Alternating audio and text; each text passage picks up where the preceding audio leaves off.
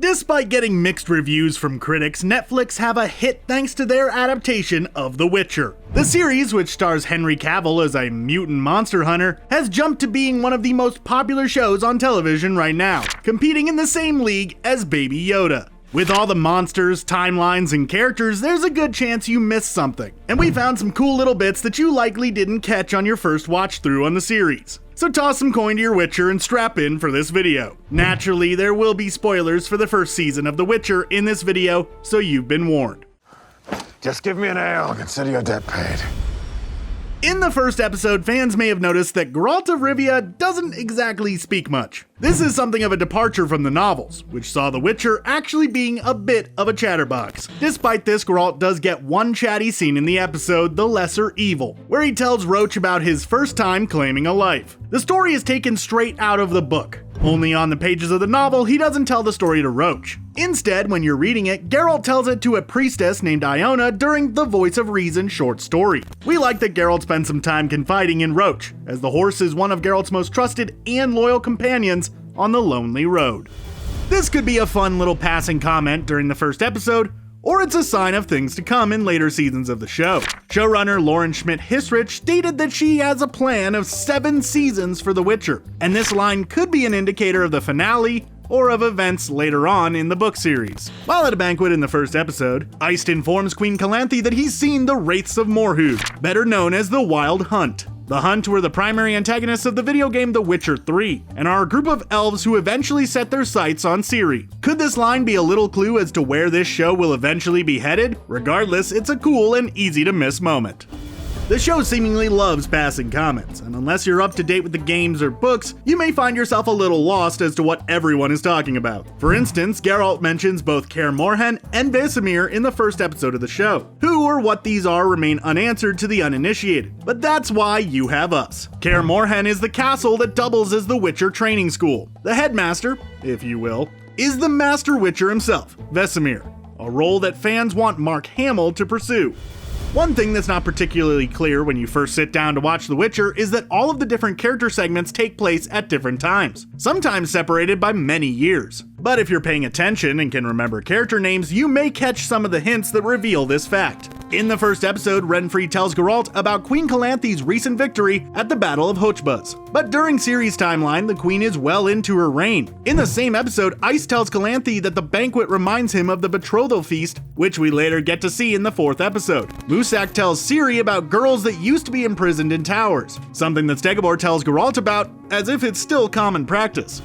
A few times in the series, someone might make a reference to the fact that they follow the White Flame, as they talk about their devotion to Nilfgaard. On its own, this may seem inconsequential, but the White Flame is actually a reference to the Emperor of Nilfgaard, Emhyr var Emreis. His name in Elvish means the White Flame dancing in the burrows of his enemies, because subtlety is for suckers. In The Witcher 3, Emreis is actually voiced by Charles Dance, who is perhaps best known lately as Tywin Lannister from Game of Thrones. It could be a fun callback to the games if they could get Charles Dance to come back to the role on the small screen, thanks to the de-aging technology used in Netflix's The Irishman.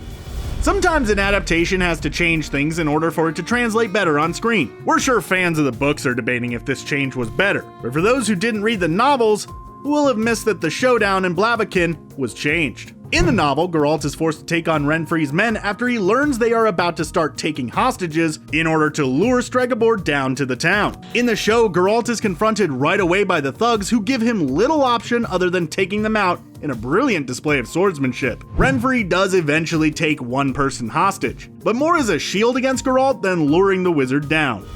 You may have noticed that despite not being a wizard or sorcerer, Geralt can pull off some magical spells as well. These spells are known as signs, and despite being magical, are considered to be a lesser form of magic. There are 5 major signs the Witcher can use, in both the novels and the games. We can see Geralt use Ard a lot, the spell that uses a telekinetic force to push people back. He uses Yarden in episode 3 against Striga, and uses Axii against Renfri in episode 1. We've yet to see him use the 2 other common signs, including Quen, which creates a force field to protect himself, and Igni, which unleashes flames from his hands.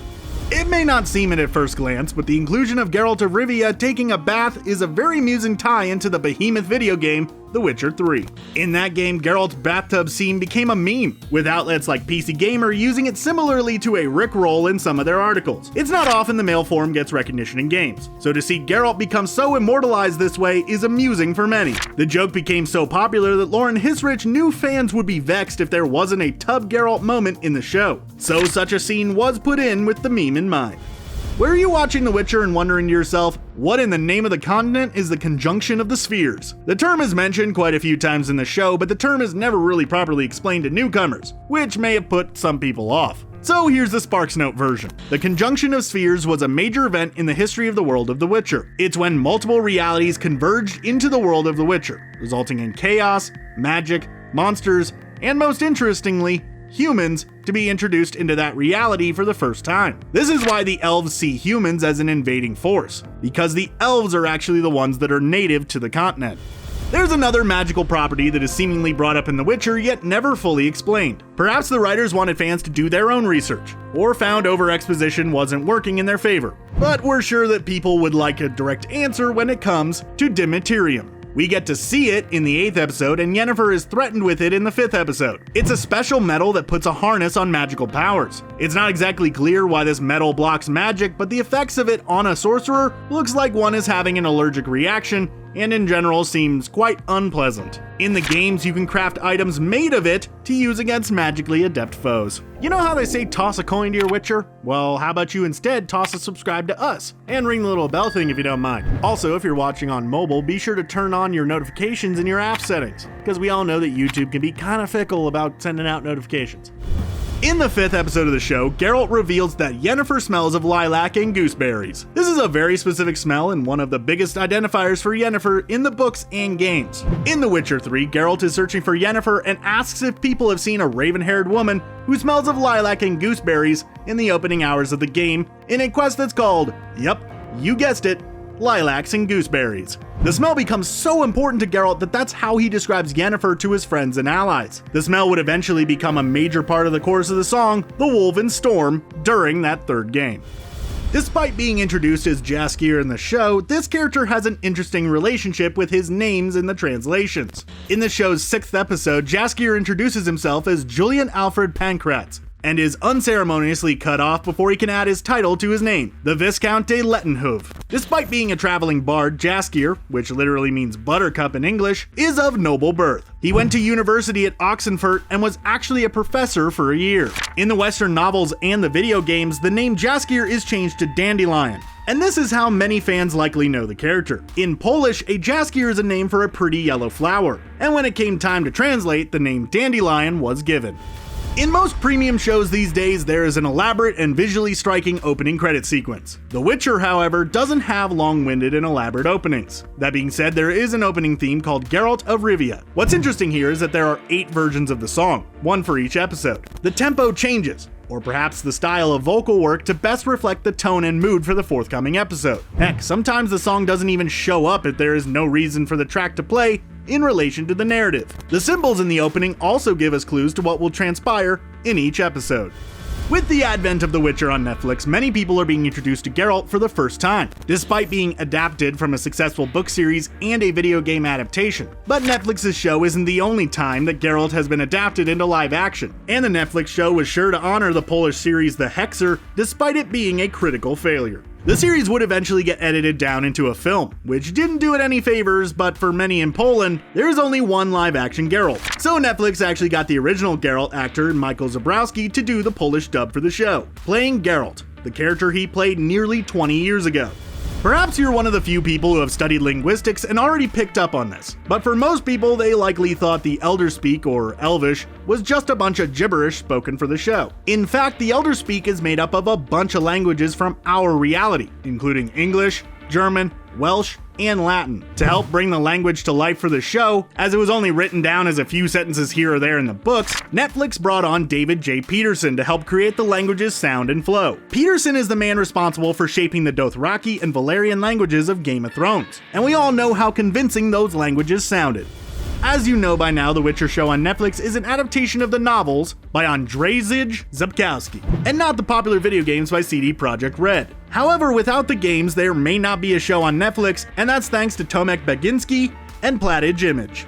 Baginski is an executive producer on the show, and Platige is one of the production companies involved. The two entities actually worked on the video games, creating amazing CG cinematics. Baginski is the one who pitched a Witcher movie to Netflix thanks to his involvement animating those scenes. Impressed with his pitch, they convinced him a show would be a better road to take, and here we are now.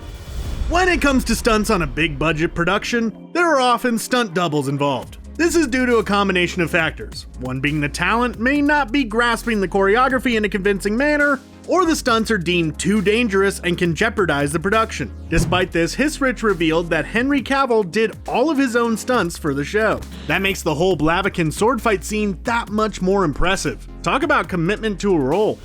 Did you watch the 4th episode of The Witcher and wonder what the heck the Law of Surprise was? In the episode, Queen Calanthe has arranged for Pavetta to be married, but things get crazy when the knight Duny arrives and invokes the Law of Surprise, claiming Pavetta as his own by this law. See, Duny saved King Rognir's life many years ago, and he chose the Law of Surprise as payment for that deed, claiming the hand of Pavetta under this most sacred custom, which has roots in Polish and Slavic medieval culture. Geralt and many others at the court fight to defend the sacred Law of Surprise, even if it's something the queen doesn't exactly want. Thankfully, Duny and Pavetta were in love before this, and Duny wasn't simply trying to claim her against her will.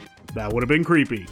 Of course, the Law of Surprise with Duny and Pavetta has unforeseen consequences in the life of Geralt of Rivia. In the 4th episode, Geralt kind of jokes that Duny should pay him back in the form of the Law of Surprise, as this was a common way to get new Witcher recruits. But this is where destiny and fate get changed, thanks to a passing comment. See, Pavetta is already pregnant with Ciri at this point, which makes her the child of surprise. While Geralt doesn't take on the Law of Surprise, he did help set in motion a change of destiny and indirectly ensured Ciri would come into the picture, which would forever change his life in the years to come.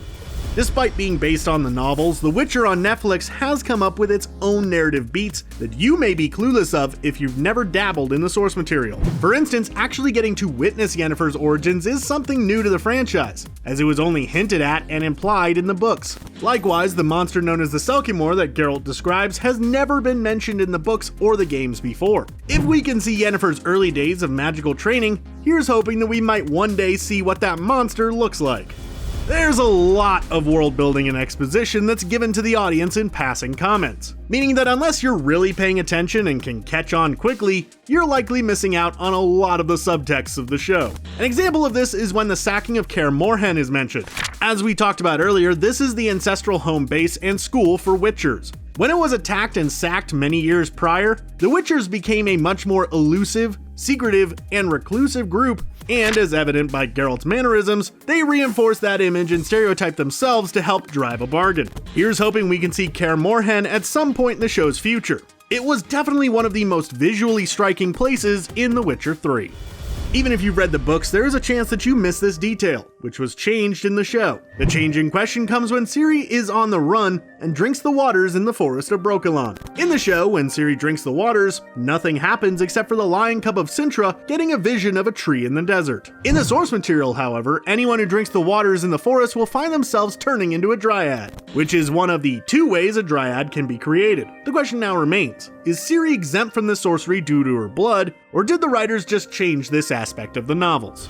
The Witcher showcases many different types of monsters and creatures, but none of them are as interesting as the Doppler. Unless you know a thing or two about the shape-shifting Dopplers, however, you likely miss that they are pretty different from how they are depicted in the books and the games. In the show, a Doppler is hired by Cahir to do his dirty work, when in the books, Dopplers often shapeshift in order to hide, blend in, or scheme, and don't really meddle in the affairs of humans, as they are often hunted. Not only that, but the Doppler's true form looks different from what's described in the books. The show makes reference to the fact that the Sword of Destiny has 2 edges, a line that book lovers likely got all giddy over, but went right over the heads of anyone else watching the show. Despite the tie-in material showcasing The Last Wish a lot, Season 1 of the show not only adapts that book, but part of Blood of Elves, Book 1 in the saga, and Sword of Destiny, the second book of short stories. The 2 edges of the Sword of Destiny, as it's described in the book, is a reference to both Ciri and Geralt.